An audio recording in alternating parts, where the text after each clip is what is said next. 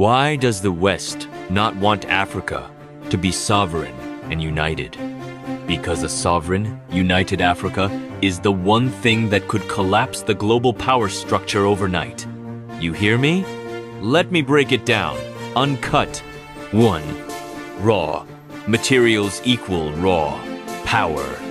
Africa sits on the richest damn treasure chest on the planet. 90% of the world's platinum. 70% of the coltan, used in smartphones and missiles. Massive reserves of oil, gas, gold, diamonds, rare earths. If Africa owned its resources fully, controlled production, and set prices as one block like an African OPEC, Western economies would choke. They'd lose leverage, prices would spike, and their industries would suffer. So what do?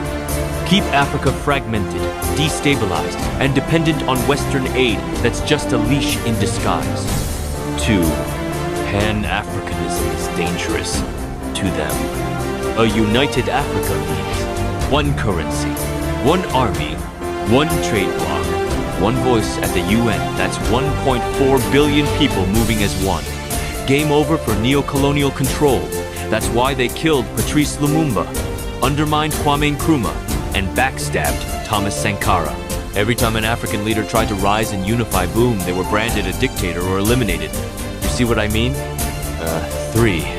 Economic colonialism 2.0. The West doesn't need to send armies anymore.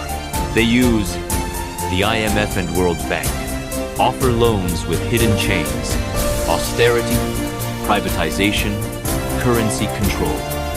Multinational corporations strip Africa's resources and pay crumbs, all while exploiting tax loopholes. Media propaganda push the image of Africa as poor, unstable, and corrupt, so no one takes African voices seriously. They want Africa desperate enough to keep accepting help, but never powerful enough to say no. 4. Military control.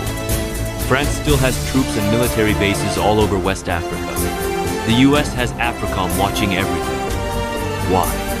Because if an African bloc starts talking independence, guess who shows up with counter-terrorism excuses? Exactly. Bottom line, the West doesn't fear a poor Africa. They fear a woke, sovereign, and united Africa that stops begging and starts building. An Africa that doesn't need to ask permission. An Africa that creates its own internet, banks, and space programs. And let me tell you something brutal. They'll do everything to prevent it. But guess what? It's coming anyway. Slowly, painfully, but undeniably. You still with me, or did that hit too deep?